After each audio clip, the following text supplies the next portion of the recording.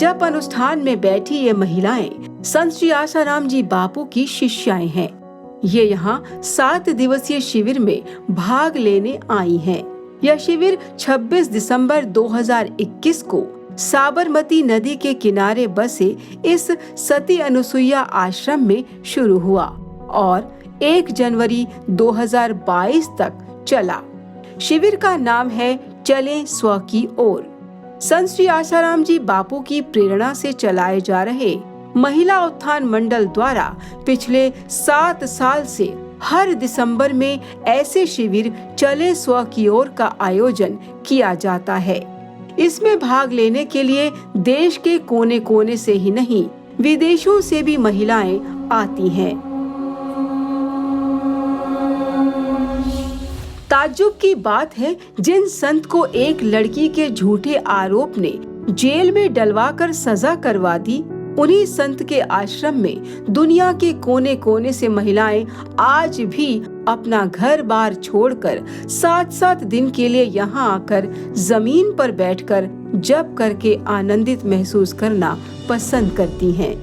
आखिर माजरा क्या है? महिला उत्थान मंडल की बहनें साल में 3 से 4 चले स्व की ओर शिविरों का आयोजन किया करती हैं और हर शिविर में सैकड़ों महिलाएं भाग लेने आती हैं।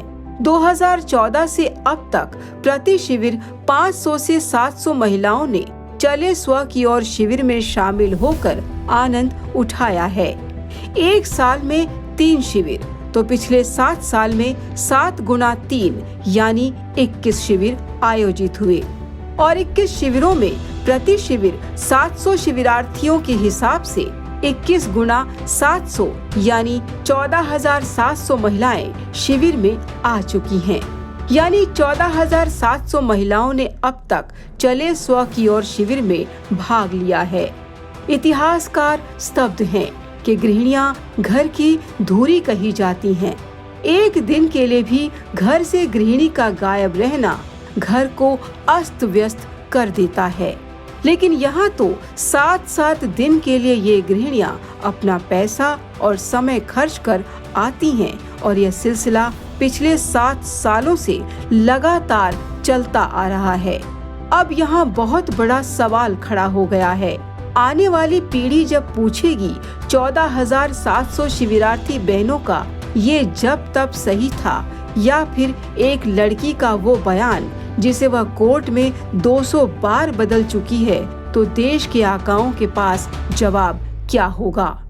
ये सवाल पूरी दुनिया में कौंधेगा, बार बार गूंजेगा कि करोड़ों साधकों के ध्येय ब्रह्मज्ञानी संत श्री आसाराम जी बापू को जेल में क्यों भेजा गया? जिस शिविर चले स्व की ओर में देश के कोने कोने से महिलाएं खींची चली आती हैं, उस शिविर में होता क्या है, आइए एक नजर डालते हैं। शिविर का शुभारंभ दीप प्रज्वलन, वैदिक मंत्रोच्चार व श्री गुरु पादुका जी के आगमन व पूजन से शुरू हुआ।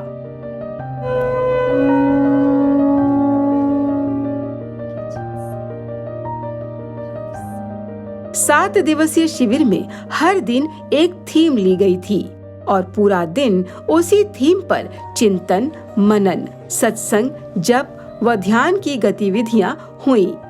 जैसे पहले दिन की थीम थी भक्ति। भगवान की ओर चलने के लिए पहला स्टेप भक्ति होती है, तो भक्ति के लिए किस तरह से आगे बढ़ना चाहिए और भक्ति कैसे अपने जीवन में बढ़ाए, उस दिन का पूरा वही मोटो था। जहाँ पे भक्ति है वही भगवान का अवतरण है, ये भक्ति का महत्व है। तो आज हम सभी का परम सौभाग्य है कि हम ऐसे परम पवित्र गुरुद्वार पर बैठे हैं। इस शिविर में सुबह 4 से 5 बजे के बीच प्राणायाम करवाया जाता है। फिर स्नान आदि करके बहनें इस पंडाल में आ जाती हैं। यहाँ अपना जप माला का नियम पूरा करती हैं।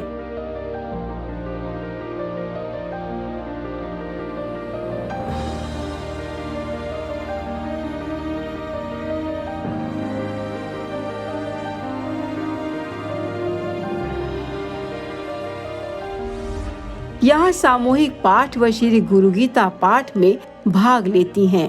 पूरा वातावरण ही जब भगवत चर्चा करे तो किसी का मन भला कैसे भटके। चारों तरफ आनंद ही आनंद। यहाँ का जो एनवायरनमेंट है इतना पॉजिटिव है, इतना स्पिरिचुअल है कि आपको शायद जाने का मन नहीं करेगा यहाँ से। मेरा तो नहीं कर रहा है मन यहाँ से जाने का बिल्कुल भी।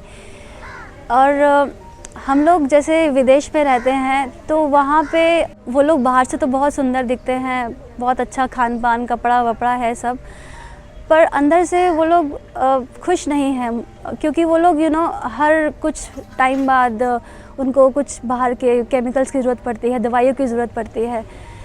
यहाँ का जो माहौल है ना, एक मन में आता है कि अगर उनको भी ऐसा माहौल मिले तो शायद ये पृथ्वी स्वर्ग बन जाएगी। यहाँ सभी बहनें सूर्य भगवान को अर्घ्य देती हैं।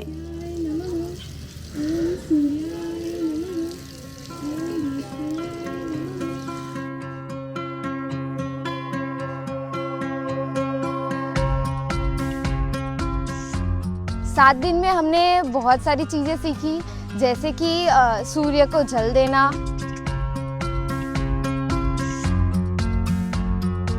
तुलसी मैया को जल देना, परिक्रमा करना इनका रोज का नियम बन जाता है। प्राकृतिक संपदाओं का ख्याल रखना और भक्ति भाव से पूजन करना इनकी आदतों में शामिल हो जाता है। और इतने अच्छे अच्छे संस्कार जब हमारे बच्चों को सीखने मिलते हैं, हमें सीखने मिलते हैं, हम भी आज की तारीख में हम भी सीख ही रहे हैं। और बच्चे यहाँ पर घर पर इन्हें तो कुछ बोलना पड़ता है कि ये कर लो वो कर लो, यहाँ ही खुद भाग भाग के सेवा कर रहे हैं, जल्दी टाइम से उठ जाते हैं, 5 बजे उठते हैं। तो इतना अच्छा लगता है कि बच्चे अच्छे संस्कार सीख रहे हैं। कंधे जितने भाग ऊपर उठाएं, हाथों के बल पर, केवल कंधे, पूरा शरीर नहीं उठाना है। फिर सभी बहनों को योगासन के जरिए स्वास्थ्य लाभ करवाया जाता है। योगासन में भिन्न भिन्न आसन व मुद्राएं यहाँ सही तरीके से न केवल सिखाई जाती है बल्कि करवाई भी जाती हैं।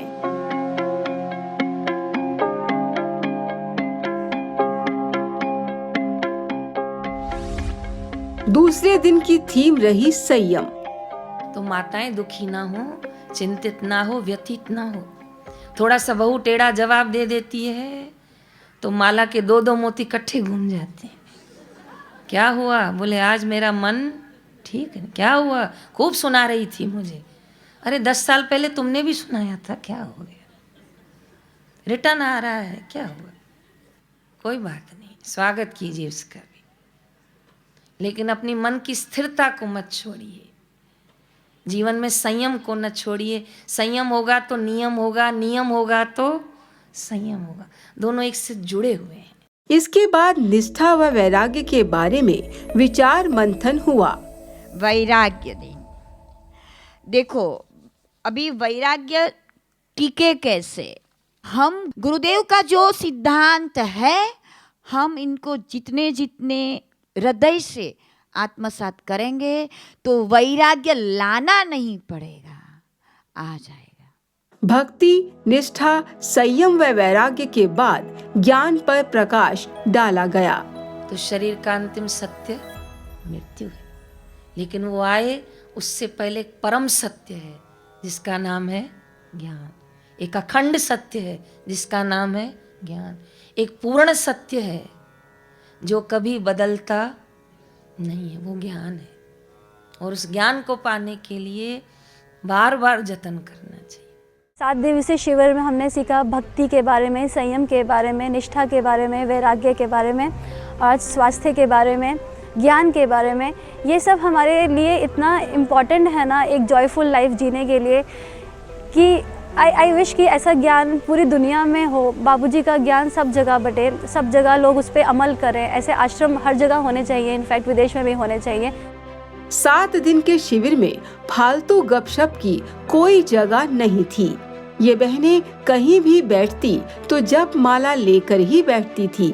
हर दिन जप की 120 माला करनी होती थी, इसीलिए ये अपनी जप माला की गिनती पूरी करने में आनंद महसूस करती थी। इस शिविर का आनंद लेने डीएवी इंटरनेशनल स्कूल की प्रधानाचार्य व मनोवैज्ञानिक डॉक्टर निवेदिता गांगुली भी आई थी। मैं बहुत भाग्यशाली अपने आप को मानती हूँ कि इस वातावरण में मुझे 2 बार आने का अवसर मिला है। पता नहीं कृष्ण का अर्थ क्या है? कृष्ण का अर्थ क्या है? यह कर्षयति सह कृष्णः। जो आकर्षण करता है वो कृष्ण है। तो ये वातावरण मुझे वैसा ही लगता है। और आप लोग बहुत भाग्यशाली है कि आप लोग इस वातावरण में इतने समय तक 7 दिन तक आप यहाँ पे साथ में संगठित होके रहेंगे। क्योंकि संस्कृति का अर्थ क्या है? संस्कृति का अर्थ क्या है? विचार। तो यहाँ पे विचार बदलते हैं। इन शिविरार्थी बहनों को तुलसी अर्क तथा पंचगव्य का पान भी करवाया जाता था ताकि इनकी रोग प्रतिकारक क्षमता बढ़े और ये हमेशा स्वस्थ रहें। यहाँ शिविरार्थी बहनें प्रतिदिन सुबह 9 से 11 के बीच भोजन प्रसादी ग्रहण कर लेती थी। भोजन प्रसादी तैयार करते समय ये बहनें सतत पाठ करती रहती थी, इसीलिए अब भोजन प्रसादी सभी को अमृत तुल्य लगी। भोजन हम घर में भी बनाते हैं, लेकिन यहाँ का भोजन जब पाठ करके बनाते हैं, मंत्र उच्चारण करके बनाते हैं, तो भोजन भोजन नहीं रह जाता, वो प्रसाद बन जाता है। ब्रह्म सत चित आनंद स्वभाव मात्र है। 7 दिवसीय शिविर में इन बहनों को हंसते खेलते ज्ञान की बहुमूल्य बातें बताई व सिखाई जाती थी। वैसे तो हर दिन श्री योग वशिष्ठ महारामायण का पाठ होता था, लेकिन कभी कभी लघु नाटिका के जरिए भी शास्त्रों का बहुमूल्य ज्ञान परोसा जाता था। वैदिक साहित्य में अरुंधति, गार्गी और मैत्रेयी के अलावा अदिति, जाहू, शिवा, वपुना, अपाला, लोपामुद्रा, श्रीमती, वेदवती, धारिणी, रोमशा, सुलभा, यामी, इंद्राणी, सिद्धा और स्वधा का नाम सम्मान से लिया जाता है। और विदेह जनक की उस ब्रह्म सभा में दूर दूर से कुरु और पांचाल देश के ब्राह्मण इकट्ठे हुए। उनमें जारत कारु आर्तभाग, उशस्त चाक्रायण, कहोल कौशितकेय, आरुणी उद्दालक, विदग्ध शाकाल्य और गार्गी भी थी। गार्गी ने याज्ञवल्क्य को चुनौती दी।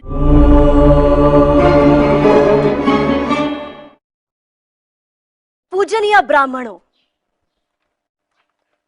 अब मैं वाचक नवी इन्हें 2 प्रश्न पूछने वाली हूं।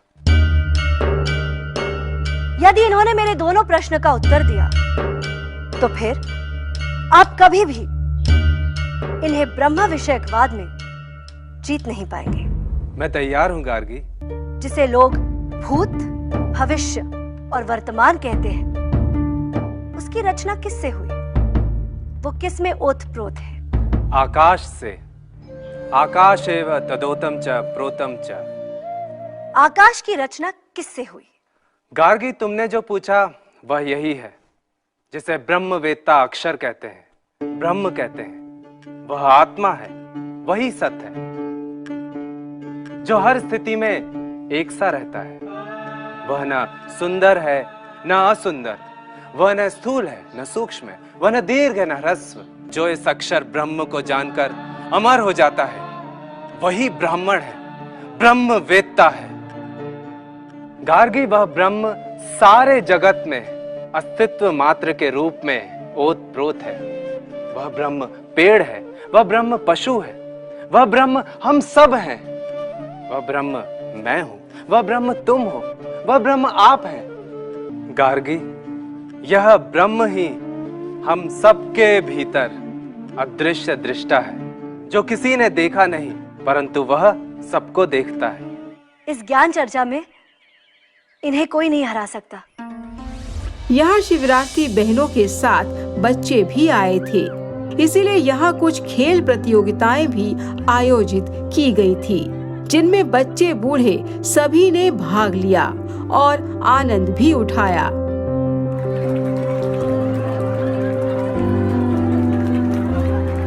ध्यान प्राणायाम योगासन तो सीखते ही, साथ साथ में बहनों के लिए जो खेल होते हैं, तो खेल में भी हमें लगता है कि हम जैसे बचपन हमें याद आ जाता है। यहाँ पर इन शिविरार्थी बहनों को दिव्य शिशु गर्भ संस्कार प्रशिक्षण के माध्यम से आने वाली संतान को दिव्य व संस्कारी कैसे बनाया जा सकता है, इस बारे में संपूर्ण जानकारी भी यहाँ दी गई। सगर्भा माता को अपने शिशु को संस्कारित करने के लिए 1 सेकंड की भी देरी नहीं करनी चाहिए। हर रोज ये बहनें भक्ति भाव से अपने गुरु रूपी श्री कृष्ण के लिए गरबा किया करती थी।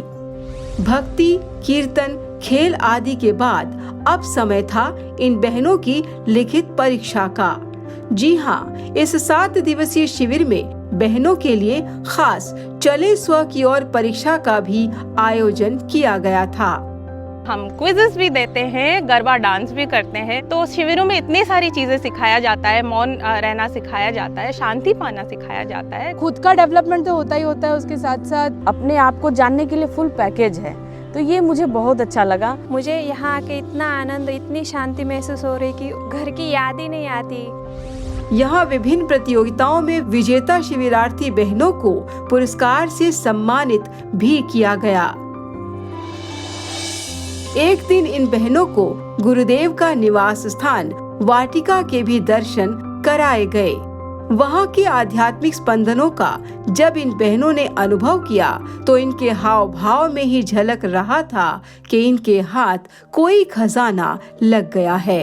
हमें यहाँ पे आके बहुत ही पवित्र धाम जैसा फील हो रहा है कि ये बहुत ही अच्छी मनमोहक जगह और बहुत ही शांति प्रिय जगह है। वाटिका में आए, गुरुजी की वाटिका में, यहाँ हमें बहुत अच्छा लग रहा है। यहाँ पे इतनी शांति है, इतना आनंद आ रहा है। यहाँ केवल बैठने से, माला भी नहीं करो, केवल बैठने से ही हमें बहुत अच्छा लग रहा है यहाँ पे।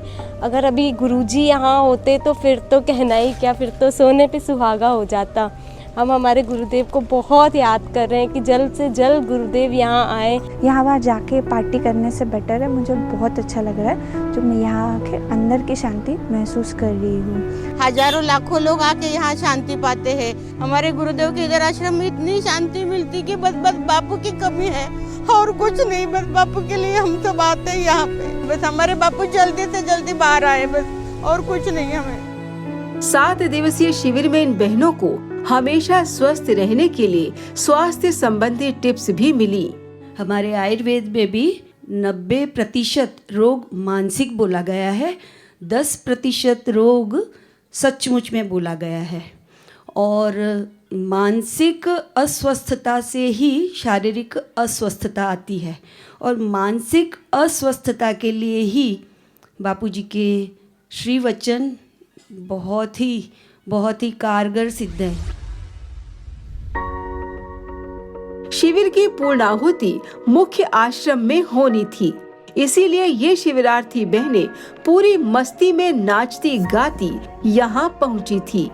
एक तरह से नगर कीर्तन करती हुई ये बहनें मुख्य आश्रम में आईं।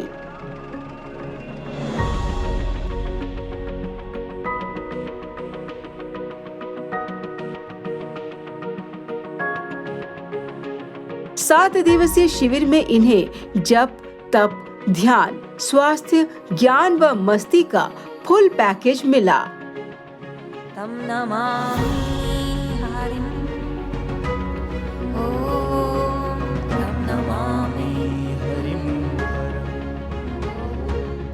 किस्से, कहानियां और इतिहास तो झुठलाए भी जा सकते हैं, लेकिन अनुभव कभी भी झुठलाए नहीं जा सकते।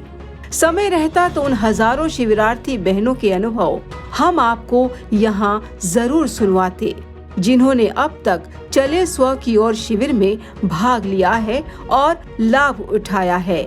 लेकिन कुछ बहनों के अनुभव से भी आप अंदाजा लगा सकते हैं। बापूजी हमारे लिए वहाँ बैठकर भी, यहाँ ना होते हुए भी इतना सोच रहे हैं कि हमारे लिए इतने अच्छे अच्छे शिविर जो लगा रहे हैं, उनसे हमें बहुत लाभ मिलता है, बहुत ज़्यादा। जब अनुष्ठान में हम लोग आए थे 7 दिन, हमने बहुत मज़ा किया। शिविर में आके बहुत अच्छा लगा, बहुत बढ़िया मज़ा आया। यहाँ आने के बाद बहुत ही प्रसन्न लगता है। मुझे यहाँ आके बहुत अच्छा लगा। पूरा उन्होंने जो अरेंजमेंट किया है बहुत ही अच्छा है, बहुत ही अद्भुत है। मैंने यहाँ 7 दिन तक मौन रखा था। यहाँ पे आने के बाद एक जस्ट रिलैक्स फील होता है। हम पूरी दुनिया में थक जाते हैं अपनी पढ़ाई से, अपने दैनिक जीवन के कार्यों से, मानसिक तनाव में आ जाते हैं कई बार। यहाँ आके यहाँ के वातावरण में इतना अच्छा लगता है कि हमें यहाँ से जाने की इच्छा ही नहीं होती। गुरु के द्वार पे वो मिलता है जो पूरी दुनिया से निराला होता है। बाहर की दुनिया में लड़कियाँ अपना संयम भूले जा रही है, लेकिन हमें यहाँ पर गुरुदेव संयमी होने की शिक्षा सिखा रहे हैं। अपने घर पर भी अपने माता पिता के साथ कैसे रहे, भाइयों बहनों के साथ कैसा व्यवहार करें। ऐसी छोटी छोटी सी चीज़ें जो हमारे जीवन में बहुत उपयोगी होती हैं, वो सारी चीज़ें, सारी एक्सपीरियंस हम लोगों को यहाँ पे सुनने को मिले और हमने अनुभव किए। और जो ये शिविर चलाए जाते हैं, ये शिविर बार बार हमारे को रिचार्ज करते हैं। मेरा तो पहली बार था, लेकिन मेरा मन है ऐसा कि मैं हर बार आऊँ। जरा सोचिए, ऐसे संत महापुरुष जिनके शिष्यों द्वारा आयोजित शिविर में भाग लेने बहनें हजारों मीलों का सफर तय करके दौड़ी चली आती हैं, उन्हें जेल में रखना कहाँ तक उचित है।